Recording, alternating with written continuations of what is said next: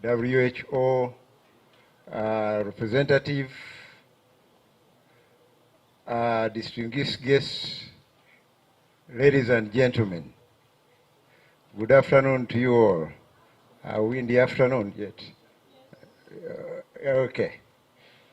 So I'm so pleased to join you today for the launch of the Uganda Malaria Indicator Survey Report, an important statistical product that provides critical evidence to guide sector planning.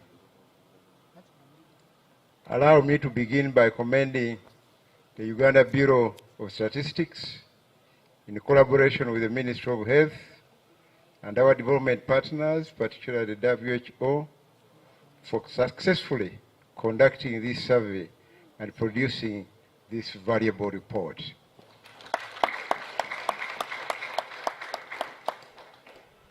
Reliable and timely statistics, you agree with me, are essential for effective national planning, budgeting, and monitoring of development outcomes.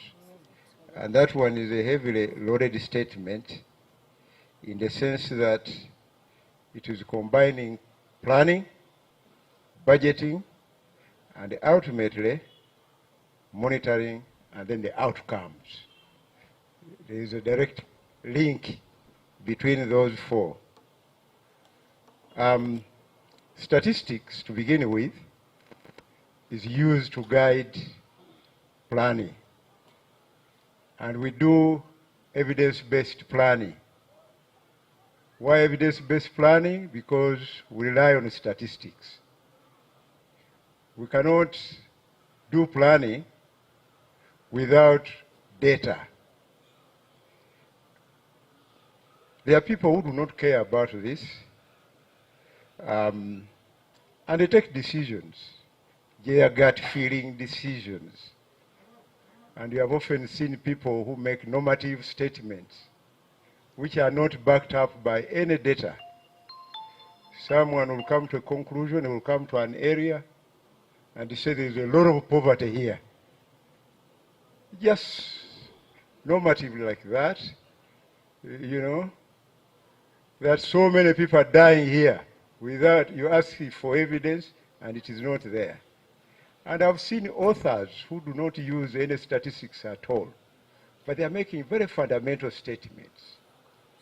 We have also been victims in certain cases where we take policy positions that are not backed up by data. So I really want to appreciate Ubos that over the past few years, they have come of age, ensuring that we have timely data. I've been around for some time, and I've been observing. There was a time the National Planning Authority would look for data, and data was as old as 8 years. You would not access latest information. As it is now, we actually use the latest data. Just done the census. These guys who are in statistics will remember how we struggled to do the other census, was it of 2014? We had a lapse of 2 years behind schedule, you know, before the census was done. This time the census was done on time, and we now have all the data that we need, you know, and that is progress. Before, people would not see the value of statistics. You know, they would not understand. They would ask you, why would you spend over 300 billion in doing a census? Just a census. For what? You know, would rather use that money to construct a school. But I'm glad that most of the policy makers are now aware of the importance of statistics. And this has been evidenced in the report we have just seen now, with the numbers taking a different direction. And that is an outcome. You have seen from the graph that below 5 years, the prevalence rate has worsened from the previous survey from 10 to 13. And that is not good news for the policymakers. You then begin to ask questions. Where is the problem? And we need, after this one, to go and interrogate where is the problem. If we have been investing money, is the money too little or the money is sufficient, but implementation is the problem? So we need to interrogate these problems, and therefore I'm saying that this exercise is not an end in itself. It should inform policy action after doing adequate research to find out where the problem is. We should not shy away from the problem. We should always expect such outcomes to appear. But I want to appreciate the fact that the trend since 2009 has been very progressive. We have seen a lot of improvement from 45 prevalence rate in 2009 now to 13%. It's only in 2018 when we had 10, but now slightly going upwards again. We shall not allow that trend to continue going upwards. We must make sure that malaria prevalence is reduced even further and totally eradicate these mosquitoes that are causing this malaria. The ministry responsible for economic planning and resource allocation will rely heavily on the data produced by Ubos to inform policy decisions and ensure that public investments deliver tangible benefits to our citizens. When we say public investments, we are talking about the money we spend to set up all these investments that we are talking about. The work undertaken by Ubos in producing credible national statistics and the leadership of the Ministry of Health in implementing health programs are critical enablers for the successful implementation of government's 4ATM strategy, that is commercial agriculture, industrialization, tourism development, and mineral development. These strategic priority areas depend on a healthy, productive, and resilient population. Investments in health, therefore, contribute directly to building the human capital required to drive productivity, economic transformation, and sustainable development. You cannot have a productive workforce when people are dying of malaria. You saw the global statistic presented by the WHO representative that about 282 million people getting malaria and about 610,000 of those dying of malaria. I don't remember which year she mentioned. But imagine 610,000 people. You know, we had a war in Israel, Palestine, and we are so concerned when about 68,000 people died. But imagine 610,000 people just dying because of malaria. And this is why we are attaching a lot of importance to the prevalence of malaria in our country. And therefore, malaria continues to impose a significant health and economic burden on Uganda. Beyond its direct impact on health, malaria affects labor productivity, school attendance, household incomes, and overall economic performance, particularly in rural communities.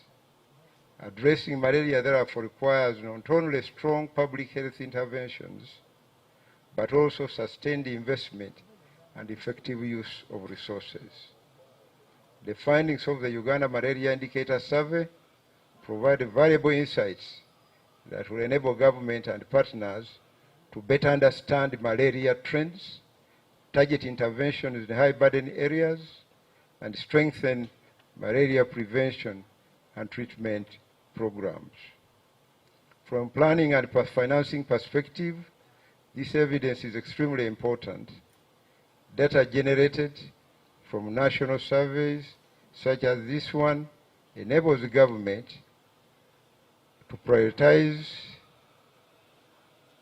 investments in areas with the greatest need, improve efficiency in the use of public resources, to strengthen monitoring and accountability in the health sector. What Ubos is doing is helping us now to account, because now they are measuring the outcomes. We need to strengthen this monitoring to make sure that we don't get consumed by the burden before we realize it.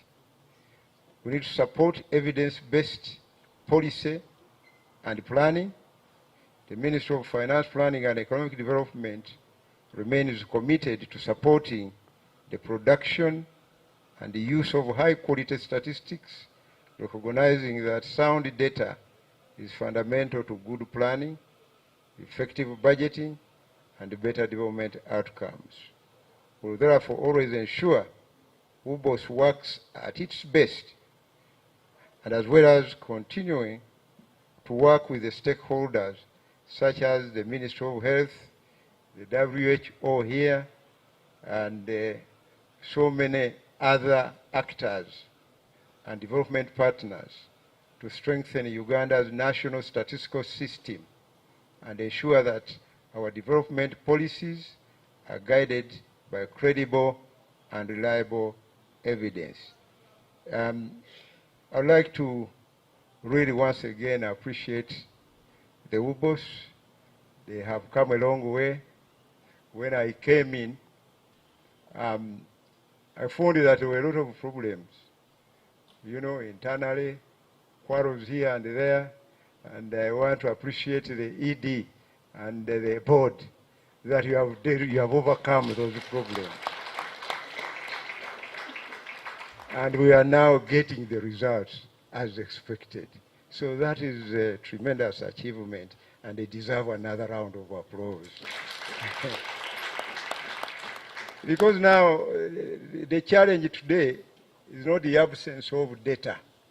The challenge we have today are the users of this data. I don't know what we are going to do to make sure that people actually use this data, because we are now oversupplying them with data. We are launching reports after reports, every other day. I'm sure you are going to be invited very soon to receive another report and another one before we wind down this Kisanja. You should be able to see more launches of these reports. And I'm sure these reports are not coming by accident. Products we publish every month. You all know that every end of the month, the last working day of the month, we publish inflation figures for the country. We continue doing that.